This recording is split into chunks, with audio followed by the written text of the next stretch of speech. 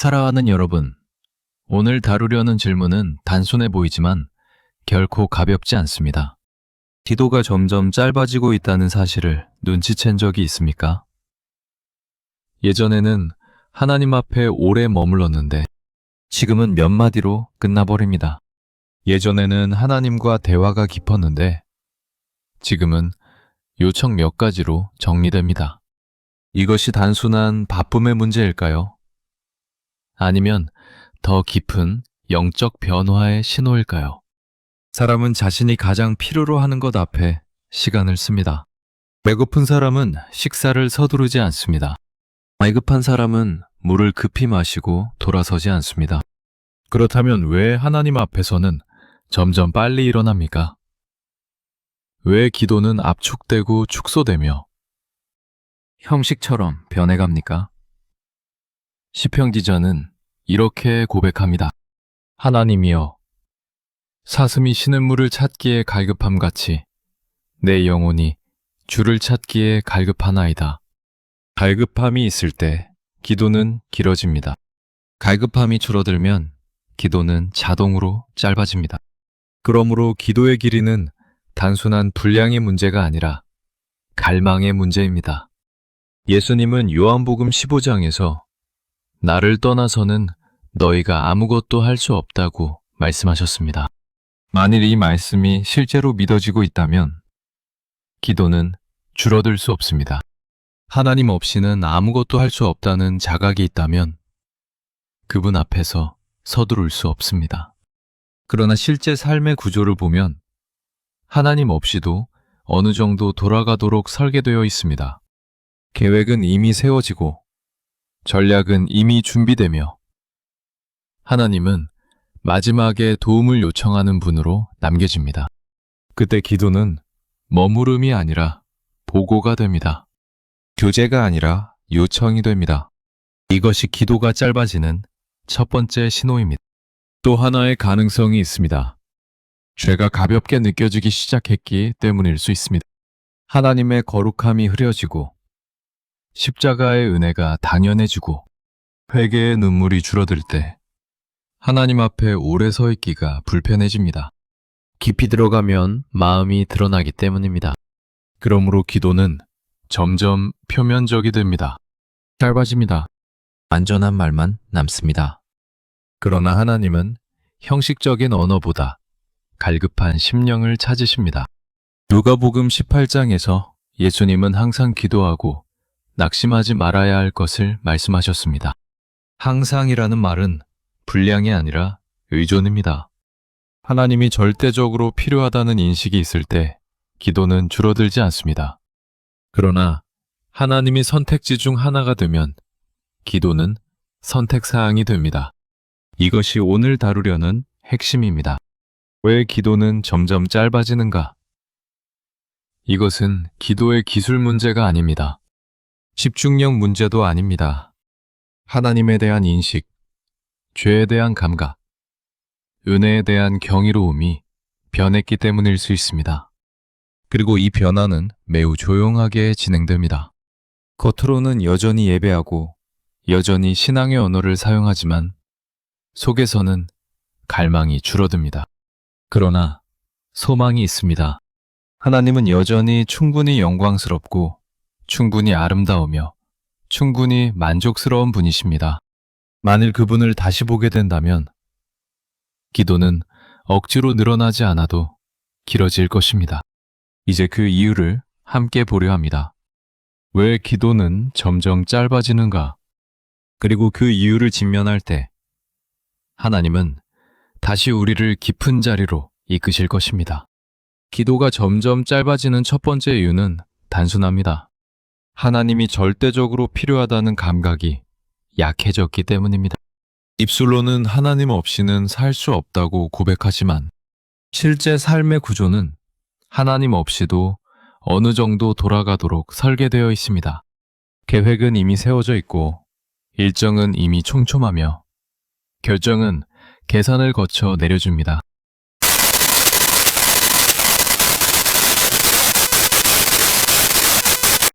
그때 기도는 머무름이 아니라 보고가 됩니다. 조제가 아니라 요청 목록이 됩니다. 길어질 이유가 사라집니다.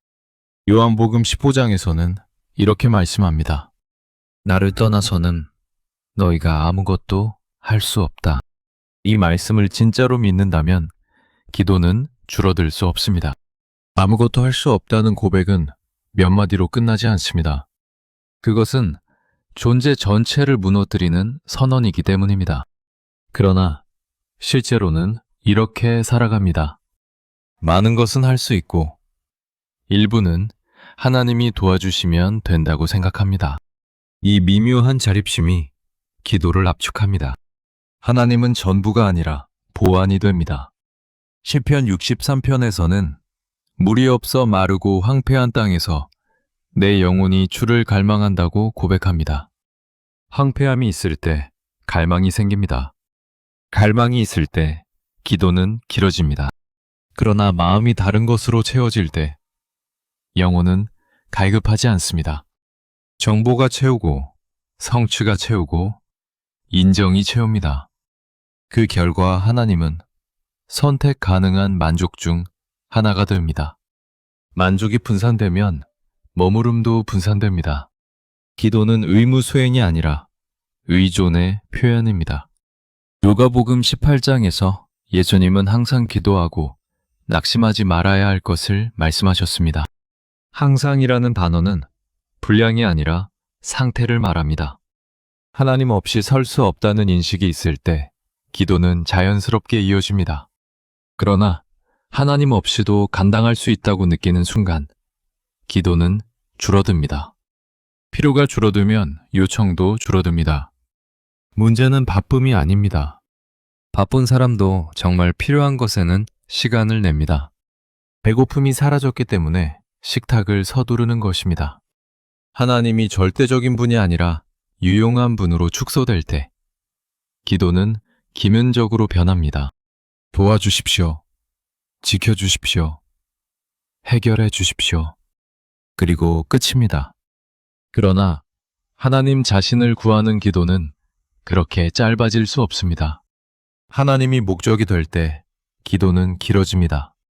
하나님이 수단이 될 때 기도는 짧아집니다. 또한 자기 의존은 기도를 얕게 만듭니다. 재정이 안정되고 계획이 정교해지고 경험이 쌓일수록 마음은 조용히 말합니다. 이제는 할 수 있다고. 그러나 고린도후서 3장에서는 우리의 만족은 오직 하나님께로부터 난다고 말씀합니다. 만족이 하나님께로부터 난다는 사실을 잊을 때 기도는 형식으로 남습니다. 능력의 근원이 흐려질 때 의존의 시간도 줄어듭니다. 하나님이 전부가 아니라면 하나님 앞에 오래 머물 이유는 없습니다. 그러나 하나님이 전부라면 그분 앞을 쉽게 떠날 수 없습니다. 기도의 길이는 결국 하나님을 어떻게 보고 있는지를 드러냅니다. 하나님이 크고 영광스럽고 만족스러운 분으로 보일 때 기도는 자연스럽게 깊어집니다. 하나님이 보조적 존재로 축소될 때 기도는 요약됩니다. 그러므로 회복은 시간을 늘리려는 결심에서 시작되지 않습니다. 하나님이 다시 절대적으로 필요하신 분임을 보는 데서 시작됩니다. 하나님 없이는 생각도, 결정도, 사랑도, 사역도 불가능하다는 자각이 회복될 때 기도는 억지로 늘어나지 않아도 길어집니다. 기도는 하나님을 설득하는 시간이 아니라 하나님 없이 설 수 없음을 인정하는 자리이기 때문입니다. 이것이 기도가 짧아지는 첫 번째 이유이며 동시에 회복의 출발점입니다. 기도가 점점 짧아지는 두 번째 이유는 죄에 대한 감각이 무뎌지고 은혜가 더 이상 경이롭게 느껴지지 않기 때문입니다. 기도는 단순히 필요한 것을 요청하는 시간이 아니라 거룩하신 하나님 앞에 서는 시간입니다. 그런데 하나님의 거룩함이 흐려지면 그분 앞에 오래 머무는 일도 자연스럽게 줄어듭니다. 죄가 무겁게 느껴질 때 기도는 깊어집니다. 죄가 가볍게 느껴질 때 기도는 짧아집니다. 시편 66편에서는 내가 마음의 죄악을 품으면 주께서 듣지 아니하시리라 라고 말씀합니다. 이 구절은 하나님이 변덕스럽다는 뜻이 아닙니다. 죄를 붙든 채 하나님과 친밀하게 교제할 수 없다는 뜻입니다. 죄를 품고 있으면 하나님 앞에 오래 서 있기가 불편해집니다. 거룩함의 빛이 비추기 때문입니다. 그래서 기도는 자연스럽게 표면으로 올라옵니다. 깊이 들어가지 않습니다. 안전한 말만 남습니다. 도와주십시오. 지켜주십시오. 그러나 자백은 빠집니다. 회개는 얕아집니다. 요한일서 1장에서는 우리가 우리 죄를 자백하면 그는 미쁘시고 의로우사 우리 죄를 사하신다고 말씀합니다. 자백은 시간이 필요합니다. 자백은 정직을 요구합니다. 자백은 마음을 열어야 합니다. 그런데 죄를 대충 다루는 사람은 자백을 깊이 하지 않습니다. 죄가 일상화되고 합리화되면 하나님 앞에 머무는 시간도 짧아집니다. 왜냐하면 깊이 들어갈수록 드러나기 때문입니다. 기도가 짧아지는 것은 때로는 하나님이 멀어서가 아니라 마음이 드러나는 것을 피하고 있기 때문일 수 있습니다.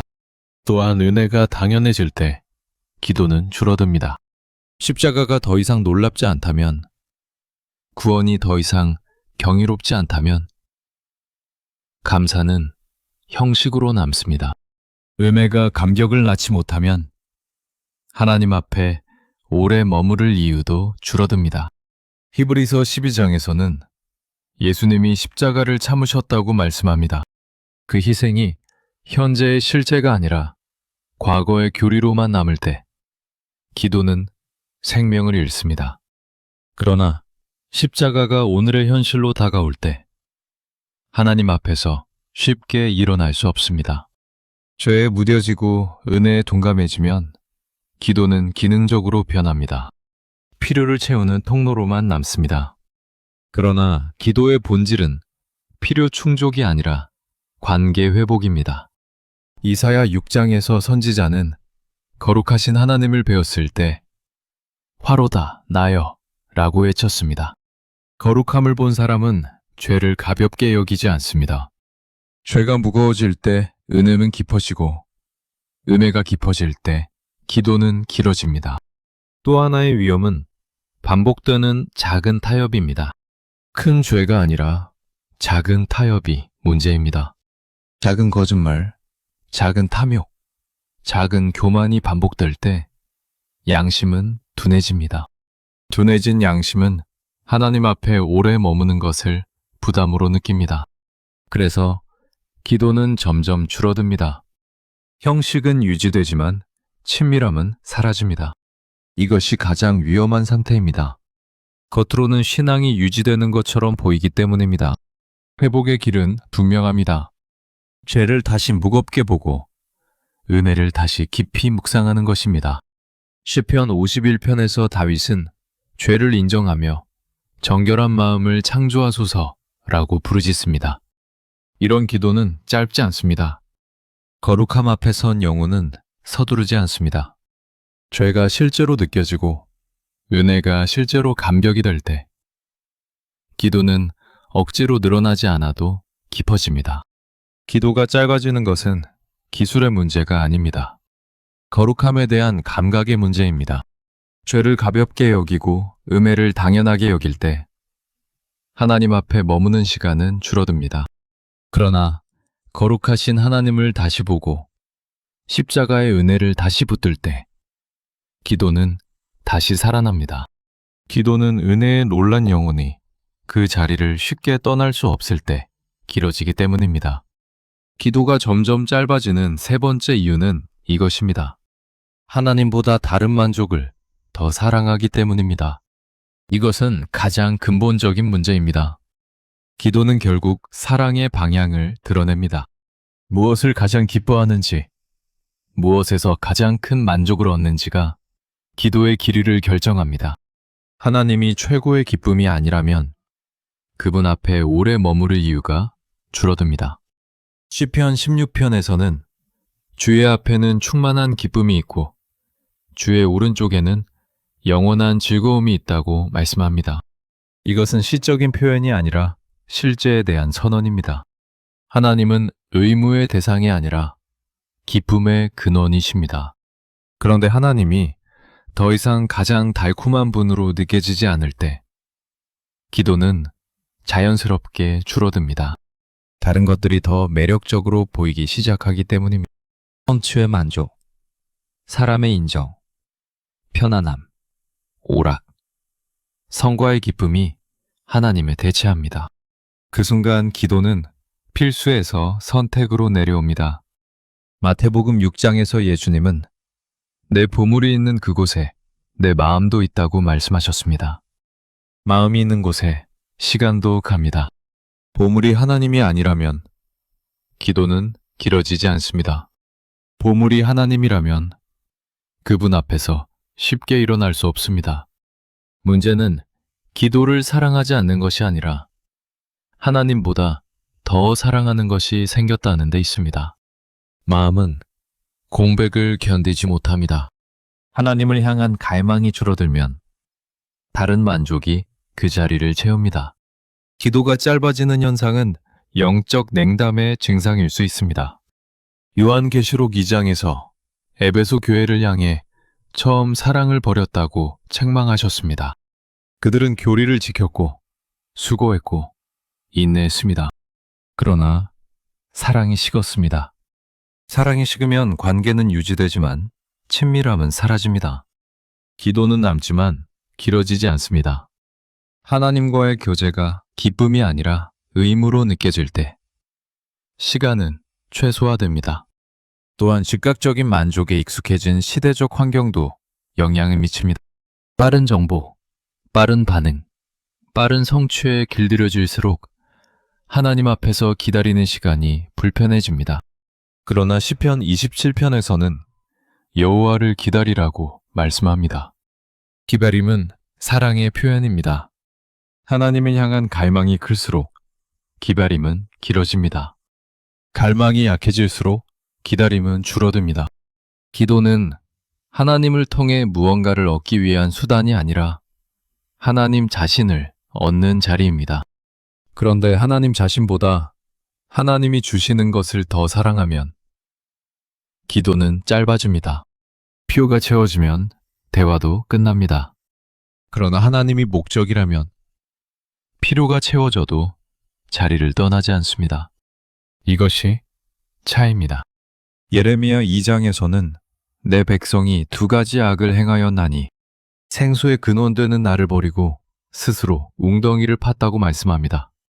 하나님은 생수의 근원이십니다. 그런데 다른 웅덩이를 파기 시작하면 기도는 줄어듭니다. 생수를 찾지 않기 때문입니다. 웅덩이는 당장은 편리해 보이지만 오래가지 못합니다. 다른 만족은 일시적입니다. 하나님만이 영원한 만족이십니다.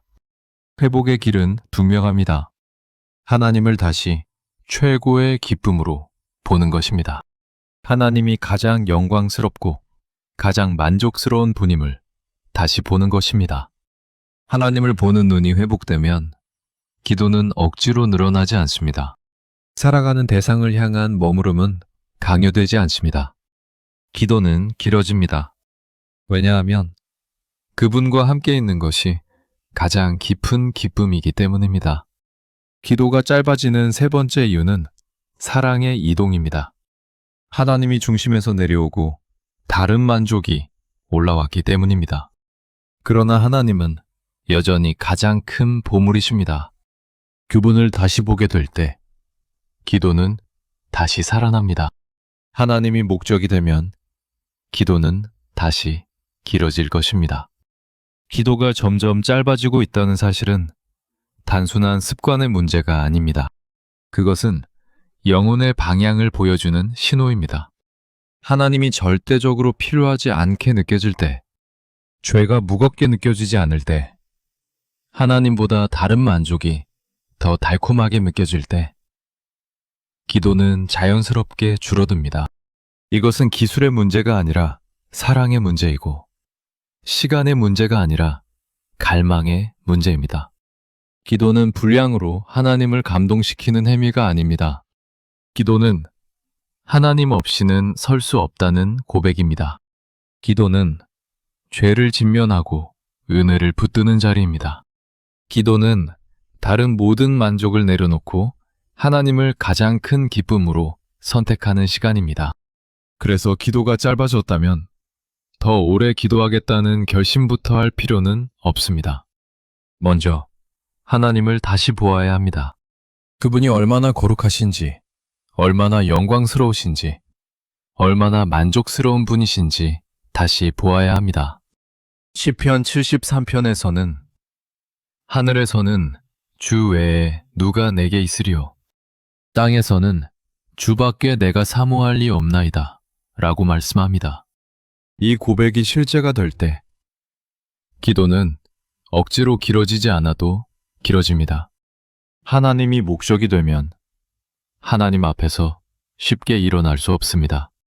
하나님이 수단이 되면 기도는 요약됩니다. 이것이 차이입니다. 그러므로 오늘 필요한 것은 죄책감이 아니라 각성입니다. 하나님이 다시 전부가 되도록 마음의 질서를 재정렬해야 합니다.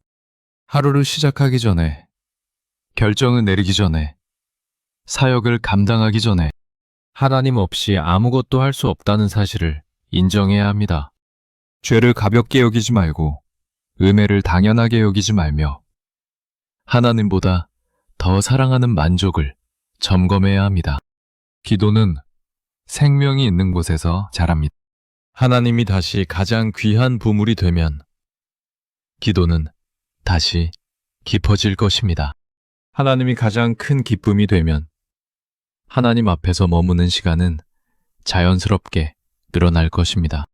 기도는 억지로 길어지는 것이 아니라 영광을 본 영혼이 그 자리를 떠날 수 없을 때 길어집니다. 하나님은 여전히 충분히 영광스럽고 충분히 아름다우며 충분히 만족스러운 분이십니다. 그분을 다시 보십시오. 그분을 다시 갈망하십시오. 그러면 기도는 다시 살아날 것입니다. 그리고 그때 기도는 의무가 아니라 기쁨이 될 것입니다.